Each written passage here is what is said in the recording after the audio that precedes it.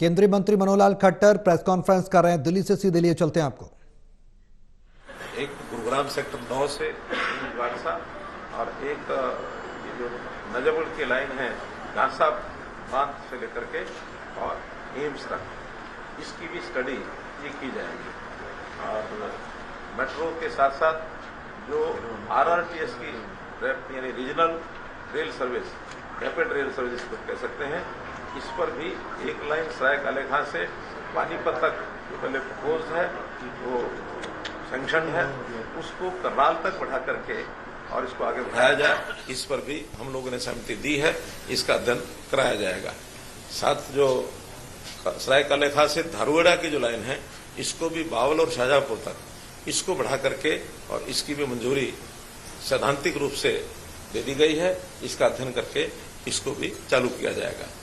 एक घोषणा हमने की थी जब मैं स्वयं मुख्यमंत्री था, तो गुरुग्राम से और फरीदाबाद मेट्रो की लाइन स्टडी करने के बाद ध्यान में आया कि मेट्रो की लाइन की बजाय आरआरटीएस जो regional rail rapid rail service है, उसकी फिजिबिलिटी ज्यादा बनती है और न केवल गुरुग्राम से उसको फरीदाबाद तक रखा जाएगा, बल्कि उसको जेवर एयरपोर्ट की जो आरआरटीएस दिल्ली से जाएगी उसके साथ जोड़ करके, ताकि सीधा पालम एयरपोर्ट यानी दिल्ली का एयरपोर्ट और जेवर एयरपोर्ट उसके बीच में आरआरटीएस, इसका भी एक प्रकार से सैद्धांतिक रूप से डिपार्टमेंट की ओर से यस हो गई है। उसका एक अध्ययन करके और उस पर भी आगे बढ़ेंगे।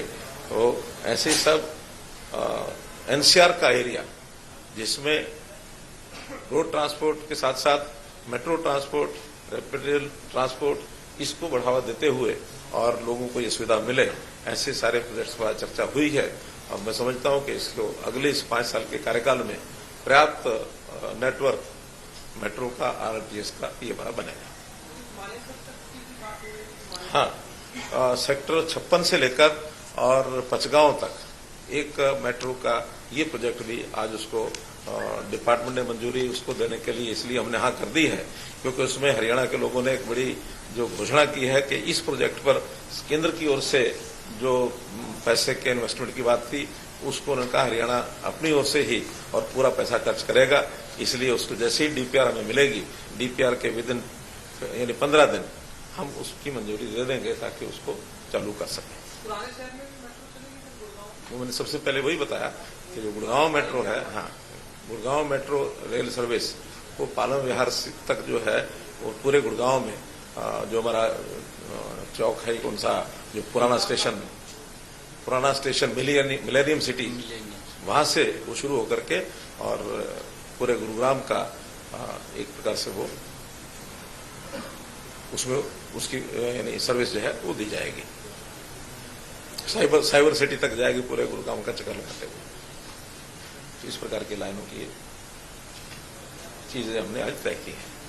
और एक हरियाणा के नए चुनाव के बाद पहली हमारी ये मीटिंग थी, तो जितने भी प्रपोजल आए हैं प्राय सभी हमने उसको स्वीकार कर लिया।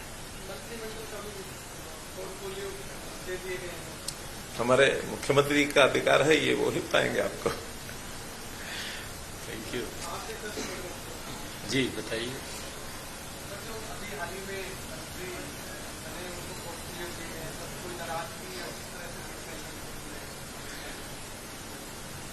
नहीं, देखिए, आज हमारे हरियाणा के लिए बड़े गर्व की बात है कि आज हमारे सभी अधिकारी जो मेट्रो रेल और आरआरटीएस जो हमारे हरियाणा के अंदर लोगों को सुविधा उसकी मिलने वाली है, उसके लिए बड़ी एक प्लानिंग आज बनी है। लगभग हमारा, क्योंकि दिल्ली के सराउंडिंग एरिया में हरियाणा है और बड़ा यहाँ पर लोग बिजनेस और उनके कारोबार भी हैं, काफ़ी संख्या के अंदर पब्लिक भी है। इसका एक बड़ा लाभ लोगों को उनको आने जाने में जो सफ़र का है वो बड़ा उसका लाभ मिलेगा। और हर दिशा के अंदर आज जो बैठ कर के चाहे मेट्रो रेल की बात है और चाहे आरआरटीएस की बात है, रैपिड रेलवे की बात है, उसको आगे बढ़ाने की बात है, कहीं एक्सटेंशन करने की बात है या कहीं नई खड़ी करने की बात है। एक बड़ी सार्थक मीटिंग हरियाणा की आज केंद्र के साथ हुई है और उसके अंदर कई प्रोजेक्ट्स के ऊपर आज चर्चा होकर के उनको आगे बढ़ाने का निर्णय वो किया गया है।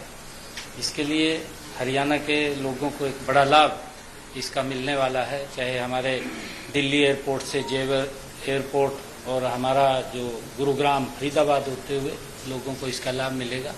और जैसा अभी चर्चा भी की है कि हमारे सराय काले खां से जो एक RRTS सीधा करनाल को जाएगी, उसका भी बड़ा लाभ मिलेगा। और चाहे हमारा एक्सटेंड है बल्लभगढ़ से पलवल की तरफ जाने के लिए है मेट्रो रेल, और चाहे गुरुग्राम का इंटरनल है, एम्स है, एम्स को जोड़ने की बात है, तो लोगों को सुविधाएं देने का आने वाले समय के अंदर आज इसके ऊपर बड़ी चर्चा हुई है। और मैं धन्यवाद देता हूं आदरणीय मनोहर लाल जी का कि उनके नेतृत्व के अंदर आज हरियाणा को बड़ा लाभ उसका मिलेगा। मैं आज काफी कई प्रोजेक्टों के ऊपर आज उसको लेकर के सार्थक चर्चा हुई है। लास्ट ऐसा डबल इंजन की सरकार बार-बार चुनाव में पड़ी, आपकी बहुत जरूरी है, तो लगता है आज के लिहाज से पहली बैठक में काफी अच्छा। आज अगर आप देखते हैं डबल इंजन का ही कमाल है। आदरणीय मोदी जी के नेतृत्व के अंदर किस गति से हरियाणा आगे बढ़ेगा, ये डबल इंजन की सरकार का कमाल है। और जब डबल इंजन की सरकार होती है तो काम गति से होते हैं।